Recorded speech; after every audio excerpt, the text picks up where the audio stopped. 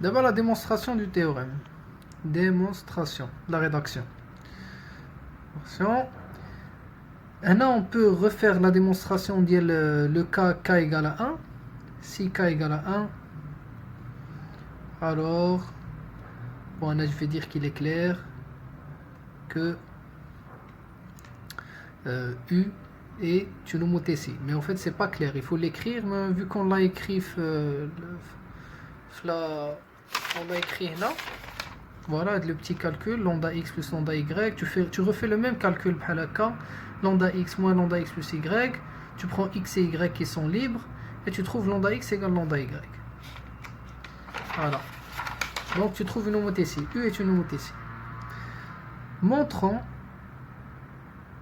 que si k, si f, ou l'angolo, on va dire que si U stabilise les espaces de dimension K, alors il stabilise les espaces de dimension K-1.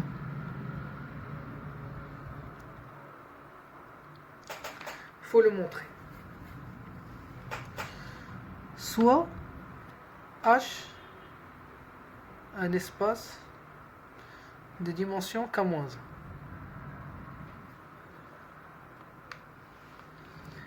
Donc, c'est un espace de dimension K-1. غادي ناخد soit E1 et E2 vérifions واحد الحوايج. دابا de la même manière que j'ai une droite بحال هكا. De la même manière que que je devais avoir deux plans dont l'intersection soit égale à la droite, comment j'ai fait inconsciemment là? Un vecteur بحال هكا qui soit libre مع le premier. J'ai pris un vecteur بحال هكا tel qu'il soit libre مع les deux autres. Donc كاملين ils sont libres مع بعضياتهم.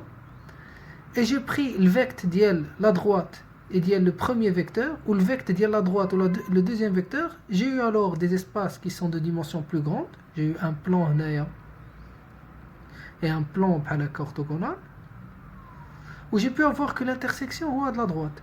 D'abord je vais faire la même chose, je vais prendre soit E1 et E2, vérifiant vecteur de E1 plus vecteur de E2 plus H et une somme directe. Une somme directe. Alors c'est simple de le faire, il suffit de prendre une base de H, elle va être de dimension شحال. K il est plus petit que n-1, donc K-1 plus petit que n-2, il reste deux vecteurs. Et tu la complètes par le théorème de la base incomplète, tu la complètes en E1, E2 حتى En-2, تزيد على En-1 وتزيد على En. Tu auras alors deux vecteurs qui forment une famille libre et qui sont en somme directe avec H, ou dont en plus la somme directe est en somme directe avec H. C'est simple de faire ça. Alors, H plus E1 et H plus E2 sont des espaces de dimension شحال, de dimension K. Et c'est un vecteur. En plus, H plus E1.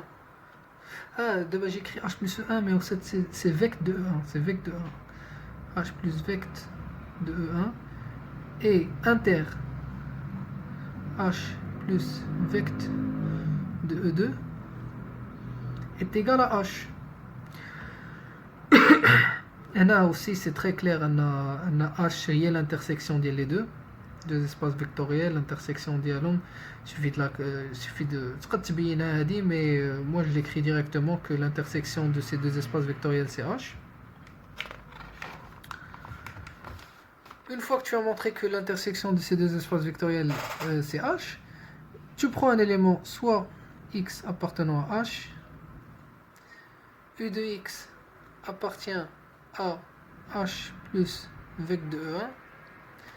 علاش parce que H plus vecteur de E1 il est stable car il est de dimension K, il est stable par U. U de x appartient à H plus vec de E2. Là, pour la même raison, H plus vec de E2, c'est un espace de dimension K. Donc, il est stable par U. Donc, U de X appartient à l'intersection des deux qui est H.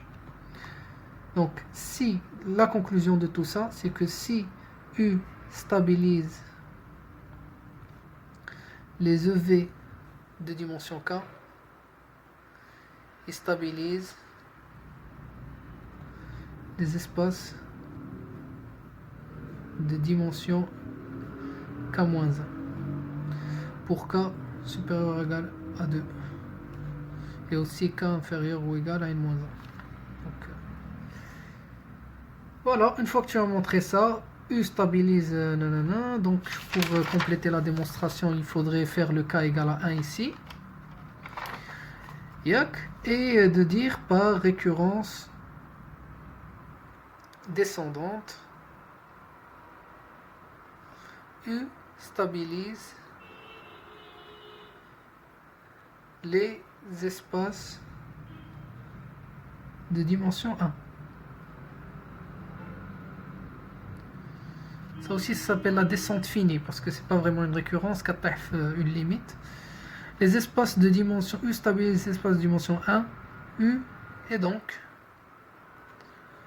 une homothétie. Voilà, c'est fini. Et pour l'autre sens, une homothétie, elle va stabiliser tous les ensembles, tous les espaces vectoriels de dimension K, donc il y a équivalence. Stabiliser un espace vectoriel de dimension K, tous les espaces vectoriels de dimension K, c'est équivalent à être une homothétie.